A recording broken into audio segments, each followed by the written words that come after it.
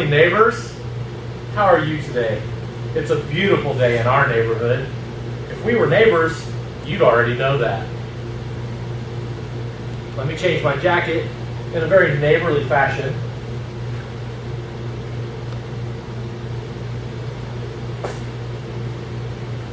Well, today, neighbors, we have some exciting new adventures here at Dirty Work Garage, and we're going to have a lot of dirty work. And I really hope that you will join me as we move forward with this beautiful Yeti project. And we're going to get together and we're going to work and have fun and be neighbors. All right, today we're doing bedsides. Now, these bedsides are fiberglass. Some of the older trucks were steel. Some of the new trucks, the step sides, those are actually plastic. This generation, these are fiberglass. Same stuff, and we're going to use the same methods, same materials as if you're working on your old boat. It's going to be the same stuff, so they're going to be, real similarities. If you've worked with fiberglass before, you're going to pretty well know what to do with some of this stuff. If you haven't, we're going to try to help you figure some of that stuff out. Learn, what materials to use, how to prepare your surface, how to finish it, what you're looking for when you're looking at fiberglass repair, all that stuff. For us, we got a hole knocked in this piece, and we've got a big break runs all the way from here to here on this piece. So we're going to talk about how to fix those. Those are going to be really similar to fix from one to the other. That's the thing about fiberglass. It's all going to be about the same, because one thing about fiberglass is it does not dent. If it flexes too far, it's just breaking. So you're only dealing with breaks. We're not having to deal with, a bunch of little door dings and things like that. That's going to make it a lot easier for us, honestly. There are some breaks here in this piece, and I'll show you guys a little closer here some of this stuff that we're going to fix. There's also some nicks and chips and things like that, and we'll talk about what you need to do to prepare those. Some of those we're going to be able to just sand out. Basically, we're going to use our paint as a... We're just going to knock the paint back, basically. We're not damaged into the fiberglass. It's just a finish problem. So we'll fix that. We've got some places where I assume some sharp rocks or something have hit it and actually have gouged through the paint and through some of the fiberglass. Talk about how to fix that little stuff. How carried away we got to be with some of this stuff. But mostly, the first thing with fiberglass is you want to protect yourself. You're going to want to wear gloves. You're going to want to wear absolutely a respirator. If you have hair, not obviously a concern of mine, you want to do something to keep that out of that. I'm actually going to wear a sweatshirt over my shirt because I just don't want that stuff against my skin. It's just going to, at the very least, it's going to be an irritant. You're just going to be scratching and digging at it. You're going to be uncomfortable. We can avoid that by covering up for a little while and moving on. Now, as far as the actual repair of this stuff, all we're going to need as far as tools, we're going to need a grinder to get that opened up, because we need to be able to put a place in there, open that up wide enough that we can put some repair material in there. And what we're actually going to do on this break and this hole, and maybe one other little place here where we're broke on an edge, we're actually going to put some new mat in there, some new fiberglass material. What we've got to weave that we're going to be using, you can use loose or you can use weave. It's not really going to make that much difference, probably. So we're going to do that. There's also going to be some places where we're just, grooving it out a little bit and putting just some material in it. But for that, all that, we're going to use just the grinder. And then we're going to do a lot of cleanup again with the DA, and then some hand blocking to finish things up. And as far as that stuff, that's all we're going to really need.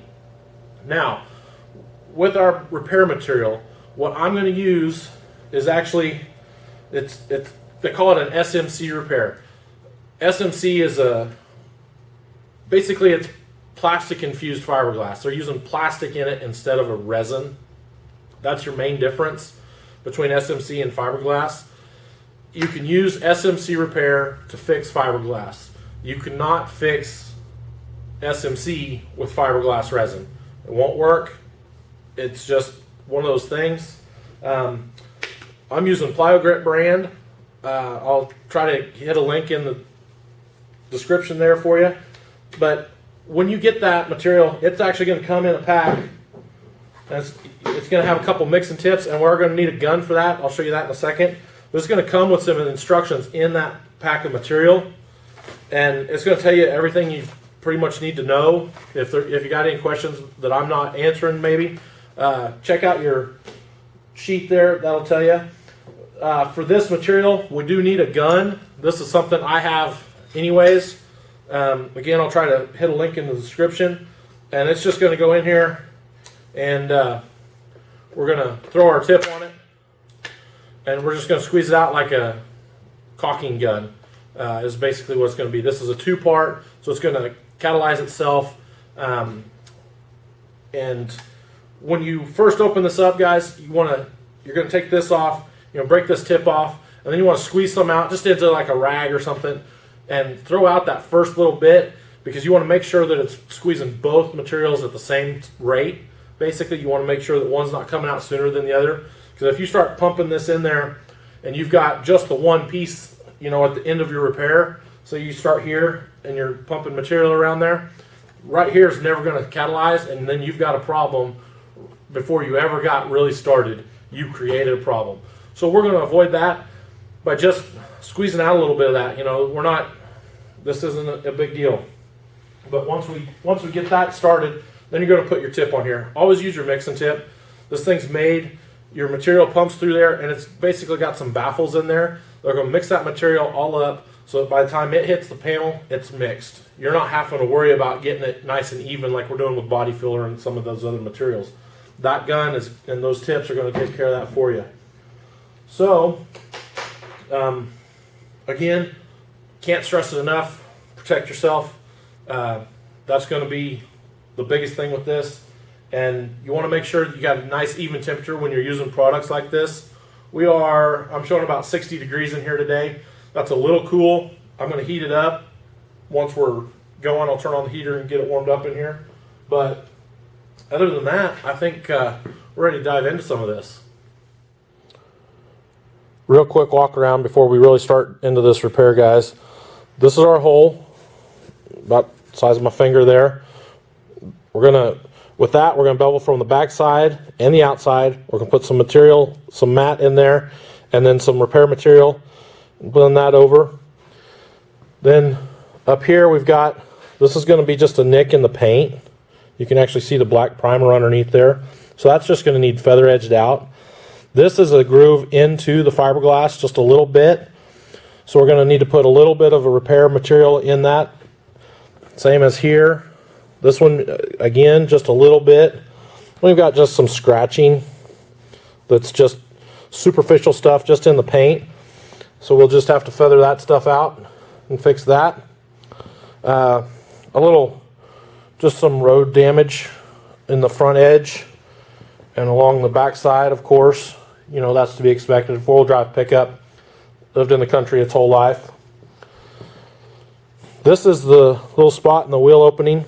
This is actually broke through, but we're not really missing much material. So we're going to get in there real fine. And probably with this, we're just going to clean this out some. And then we're going to put repair material, our SMC repair, right in that. And then this is our crack. You can see definitely loose there. So again, this we're going to grind out probably about yay far so that we have our place for some new mat to go in there. And again, we're going to do that in the back side as well, but we're going to be able to lay over a bigger area because we're not looking to finish that as clean and smooth necessarily. We're just looking to build strength into the back side. So we're going to be able to use that to our advantage. Okay, we had some rear bumper damage here. We got into this, grooved that out. That we're most likely going to be able to just kind of bevel out with our grinder a little bit, and then probably just straight repair material in that. That's not bad. Now this spot here on the corner, we're actually going to take some mat, and it'll come from the inside to the outside. It'll be one piece, and we just basically U over that, and that way we've got some mat at our edge, That's going to be important for strength and longevity of that repair. And then just, you know, again, some little stuff, little nick here, real small stuff. This kind of stuff, guys, that's into the fiberglass, but we really don't need the actual fiberglass repair material because our body filler is going to stick to that just fine. So we can just feather edge that, put a little body filler in it real quick and move on.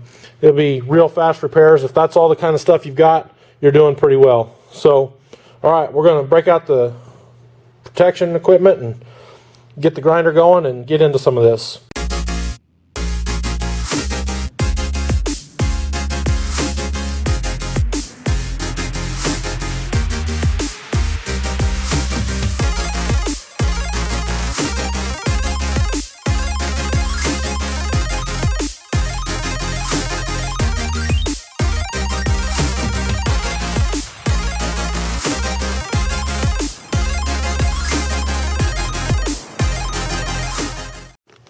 Okay, this is the back side of everything. You can see how far we've ground that out so we can get a lot of nice repair material in there. That's going to help give us a lot of strength. You can see we cleaned up the back side of this one, and there's that piece missing that we're going to, like I said, overlap around that corner with.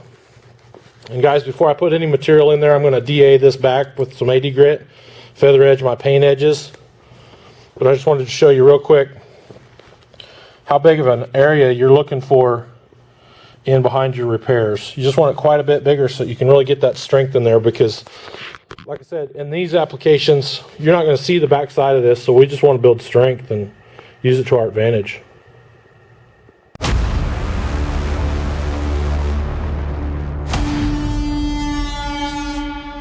So we've got our mat cut now, and all this is, guys, is just some woven mat.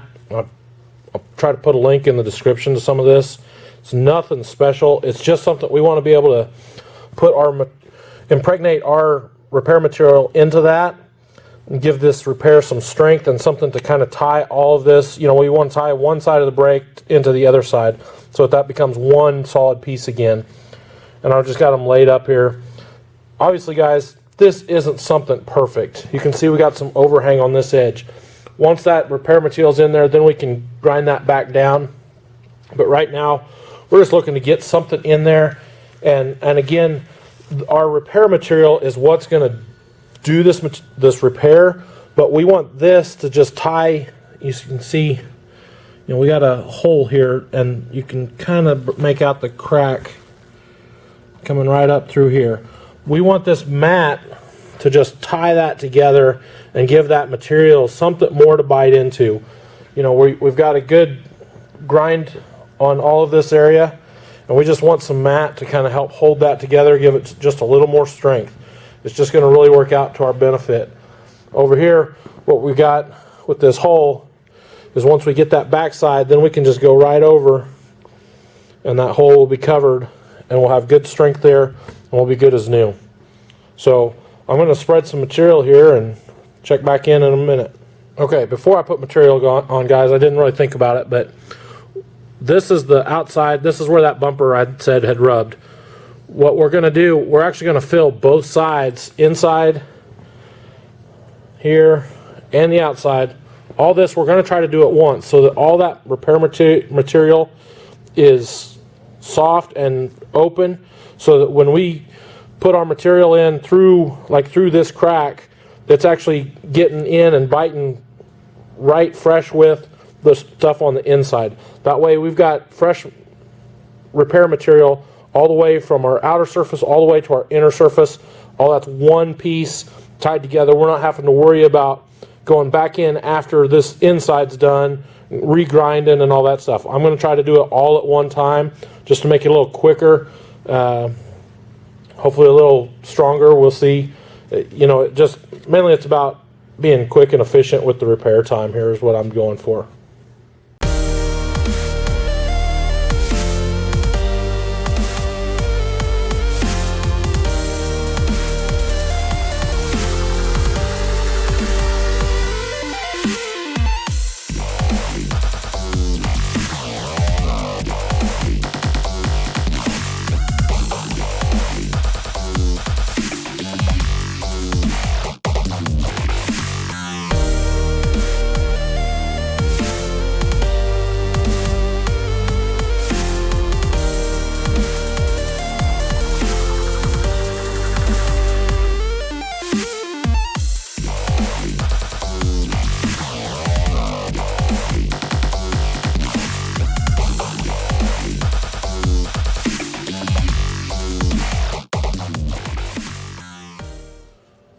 so we got that material on, we got it sanded.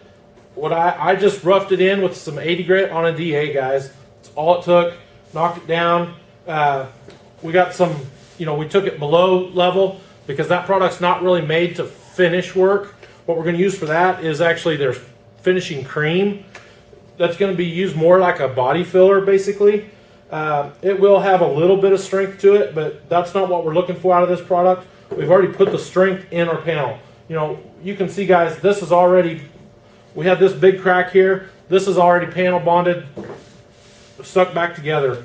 We're in good shape here. We got good strength, everything. Our hole over here, very strong. We're as good as new, guys. That product did take, I didn't mention, it does take a little bit of heat to get it to kick.